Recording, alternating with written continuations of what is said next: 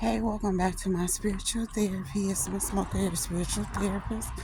I'm taking a walk, doing my exercise, so I'm gonna be out of breath. But I remember when I used to do an hour a day. Now I barely can do 30 minutes. At 15 minutes, I'd be like tired. But they say I gotta get my exercise up, so that's what I'm doing. And so I figure I talk as much as I can. So I'm talking about my journey that I'm on, my spiritual journey, doing my missionary ministry work for God. And it's hard. I'm at a rough patch right now.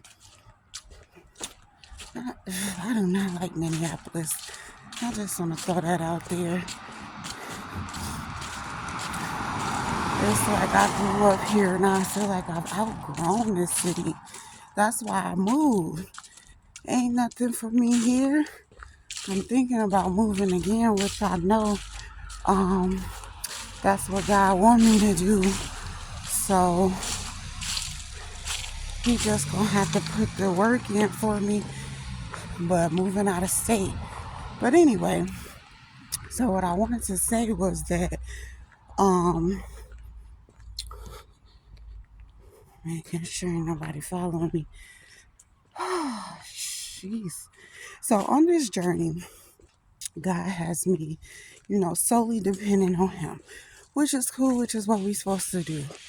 But it's like super hard for me because, he pulls me out of work. He, does not give me no support, like no physical support in this world, you know, no helping hands, anything. And if it is, it's coming from like the government. And you know how much I do not like the government. I don't like relying on people. I like to do my own thing, have my own. But I can't do that on this journey. And so I'm like, God, what is this? Every year I fall back into the same position, you know? And so now it's like where I'm at right now. I posted that video a couple days ago asking for help for donations for groceries. Do you know that, well, not to complain, I'm not going to complain. What I am going to say is the truth. I reached out to my kid's father, which I can't stand that. I can't stand asking him, you know. So he feels like he can't do anything extra out of the $300 a month that he does. That's what blows me. But anyway, I tell him, like, look, the kids need something to eat. I don't got it. I don't know when I'm going to have it. Can you help? After going back and forth for hours, he sent money for food one day. What was that? The day before yesterday. He refused to send it yesterday unless the kids called him, went to see him, or, try to get the kids to be a part of his life again. And so I tell the kids, like, this is always what he does. If you don't talk to him, he won't help. He says he was just being nice the first day. And the kids was, I already know them. I don't even have to say nothing to them. I already know the answer. They'd rather starve before they reach out to him, mess with him, see him. And so yesterday they starved. They went without eating. And it's like, it's that bad with him that they would rather not eat than ask him for help. Because him and his family doesn't help. And if they do, it's like they'll make you feel a type of way. Like, the help isn't genuine and it isn't consistent. So today's much better. But it's like, I'm asking God, I'm like, dang, God, why can't I have no help, no support for these kids? I be feeling so bad for the kids. Because he'll pull me out of work. I can't work. I can't get support from neither Ben. The other one, well, he used to support and help. But since I'm not down with his poly lifestyle, I can't get support anymore. And so I chalk that up as an L. Oh, well. I ain't even gonna go into all that. That's a done deal. I'm over it. You know. So I'm like, dang, what did I do to these people? That's what my daughter be asking. Let me go. Oh, I'll go this way. She be like, Mom, what did you do to these people that make them can't stand you? No support from my family. And when I was getting it, again, it's about as bad as the first baby daddy, where it's like it comes with stipulations or being mistreated or not being treated right or fairly or whatever. And so it's like you rather starve than be treated foul, just for a few dollars. It's not worth it. So I'll be asking God, like, what you want me to do? All I get from him is I don't get no support. He is my support. As a prophetess, you don't have no one to lean on. You only lean on God. And when he provides, he provides. He will always provide. But some days we do gotta go without. But he ain't gonna let us die. He ain't gonna let nothing happen to us. And I guess that's what he's trying to mold the kids in understanding. You can't reach out to these people. You can't have these people for support. They can only depend on me and God. And I can only depend on God. And so it's like she made a comment, my daughter made a comment the other day, and when she was like, dang, Mom, what did you do to these people to where they just can't stand you? And I'm like, I ain't do nothing for them, and I don't care. And I was like, and then when I thought about it, I was like, it's not that I don't care. I care, but not, about them not liking me. I care because I haven't done anything for anyone not to like me or for anyone to treat me this type of way or not to support me. But ever since I had to walk away and be on my spiritual journey, that's when this is all started. And you could just feel the funniness, the pettiness, the gossiping, the lying, the betrayals. You can't deal with that on this journey. You have to, back away from these people. Whether you need their help or not, God is trying to teach me that I don't need their help. I only need his. And if I have to go without, I got to go without support of man, support of people in the world. So that's the lesson that I feel like I'm learning now.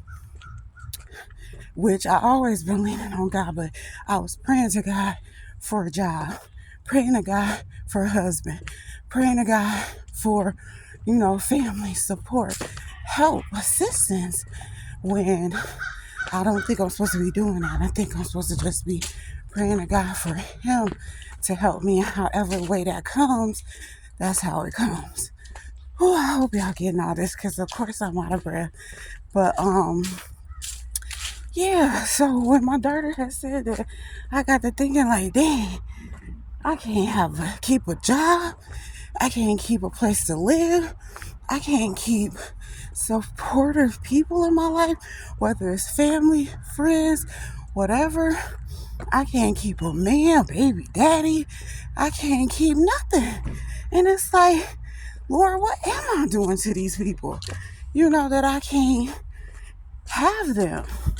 Everybody can't be the wrong people. Dang. I can't even have my twin flame, who he said that I get the spiritual spouse. All these people end up having a problem with me. Even like, man, it's crazy. Jobs. I can't keep a car. I can't keep nothing. So I'm like, what is it, God? Why can't I keep these things? I ain't supposed to, is what I'm realizing He's saying I'm not supposed to. He supports me. Not the jobs, not the men, not the family, not the friends, not the baby daddies, not nothing in this world. Only God. As a prophet or prophetess, that's what you get. God and God alone. So this is what it looks like. Not having the things that everyone else has in the world. It's solely relying on God. And I do that every year. He'll take away everything just so that I can rely on Him to change it up. I'm moving to the next level. And every time I move to the next level, I know that it's time because He'll take away the job. He'll break down the car. He'll take away all the people, any lover, any friend, any man, any family member, or anybody that ain't meant to go to the next level with me. He'll take them away. And then I'm sitting here figuring out what's going on. Now I know it comes to the end of that level. I'm moving to the next one, but I gotta wait on God to do it. So, and He does it. It's just, in His time. You gotta keep praying and keep the faith. This is how He grows my faith, because without faith, shoot, I wouldn't have nothing. I wouldn't have nothing to hold on to, But He always let me see that there's hope. It's not like He takes everything away. Like, He will allow certain things. Like, He will allow us to live places. He will allow me to work. But it's only for seasons, for the period of time. And I guess this is how the journey was with the children of Israel when He was moving them from place to place to place to get to the promised land. I know people probably don't believe the Bible, believe the story, or believe that I'm even who God says I am, but it's real. Look at my life. Look at what He's doing to me to get me to where He wants me to be, And so right now I have so many struggles, so many hardships, but my belief is that it's all going to work out for my good because I'm not doing nothing wrong. And when I was doing the wrong things, it was for me to correct my behavior. Now that I corrected it, I just gotta wait to get my blessings, So it's like, on this journey, He teaching us, through me, I guess, that you can't depend on nobody. No man, no woman, no one. Nothing in this world. Can't depend on a car, can't depend on a job, can't depend on anything unless God wants you to have it, which He do let me work. He do let me have a car. He do let me have a place to stay, but it's only for a season. And my seasons are yearly. Sometimes I don't even get to make it to a year before He ends the job or takes the car or evicts us from the place, And again, it's all happening again because I know that this season has ended and a new one is about to begin. And I always have a question is, when does it stop? When do I get to just be in the season of blessings and overflow where I don't need to keep ending like this? But you don't get to know that, I guess until you get to the actual promised land, the land flowing with milk and honey. But until then, you gotta stay eyes on Him, faith on Him. So I hope this helped people. It helped me, Him talking to me, putting this in my head like this, because, let me take a break for a second, because I wouldn't know what to do. I would have been broke down a long time ago if it wasn't for Him, putting this in me and giving me this hope to keep going on. And that's what other people got to do. It's so hard right now. Many people would quit if they was in the situation that I'm in, and it's like, I didn't mean to put myself in these situations, but my lesson is to stop trusting people and trust God. Stop putting your faith in man. Stop being fooled. Stop being naive. You got to be wise as a serpent, but still gentle as a dove. And so that's the lesson that I'm learning. It's a big lesson and it's very hard because every time I think people got my back and people love me and people care about me, they show me constantly that they don't. And God shows me constantly that He does, you know? So it is what it is. But again, that's the journey that I'm on. You know, I can't get the help and support from man, from people in the world, from the jobs, from the government. Look at the government. Look how they just shut down and said, forget what people going to do about food and healthcare and all that. But they'll go help another country. You know what I mean? Or like, that's even like my family. Forget Mona, what she going through. She don't talk to us, so we'll go help a stranger. You know, we'll help somebody that we don't know. That's wild crazy. But like even the kid's father, forget my kids. They don't talk to me. I won't help them. They ain't my kids. Then I'll make some more. You know, all this stuff that he said, which has led these kids to feel how they feel, you know. Who knows what's going to happen with the new baby, but I promise you I'm going to keep my eye on God and not nobody else. I'm not out here, you know, finna be begging people and keep depending on people, keep wanting support, needing support, and no one helps me. It's because God won't allow people to, because they're not supposed to. Only He is being His prophet. Only He is. So I can't even be mad, which I never was mad, but it's sad. It's hurtful. Like, dang, no one. I've been this single mom this whole time. I can't find anyone that is compatible with me, that wants to love me and my kids. Like, we ain't done nothing to nobody to make anybody feel that we can't be loved. You know, people want to point the finger at me, but the finger shouldn't be pointed at me, because I don't just take the scraps people give me and roll over. So people get mad because I have to choose myself and my kids and walk away from stuff that isn't healthy for us, from stuff that I don't like. And I know I'm not going to like everything. That's not what I'm saying. I'm saying is I have a way that I want to be treated, a way in my head, a way in my heart, a way in my soul that I know God said that I can be treated.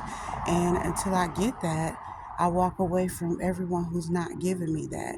And if they choose, you know, to point the finger at me and say that I'm the reason for this and they're not going to help me, then so be it. I can't, you know, cry over that or keep complaining or be mad over that, because they not meant for my life. And I see what God is saying now. It hurts and it sucks that I have to go through it this hard to realize it, but you know, that's the only way that I can get the help, you know, is through Him, not through nobody else. And that's the lesson that He's teaching me, and I know it. So all right, let me go ahead and finish my walk. But I wanted to put that out there because it's not like I'm doing anything to anyone, which is what I was trying to explain to my daughter.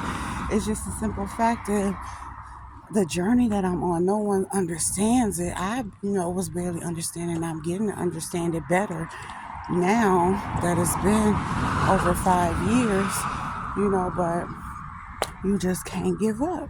And you got to know that God ain't going to leave you where you at. Ain't no way He got us through all of this just to say, oh, bye. No, He ain't going to do me like the people are doing me in the world, like the men, like the family, like the friends, like the jobs. Like, no, He actually loves me and is going to take care of me and the kids no matter what I do, no matter if I walked away from Him, no matter if I had stopped talking to Him, no matter if I wasn't doing what He told me to do. He's still going to take care of me, you know, and support me and all that. But He's showing me that people are not like Him. People are not going to do it. So I can't keep running to people for the help. And so as He see me dealing with it on my own, this is showing my kids and teaching my kids that we only got God and each other. You know, we don't have no one else. And that's okay. Because when we get to the land flowing with milk and honey and to the blessings that God promised, we ain't going to need to have these people. We're going to be sitting on top And I don't even care where they'll be sitting, but it's how I go. And so I'm going to just leave it at that. These are lessons on the journey that we got to learn. And yeah, thanks for listening.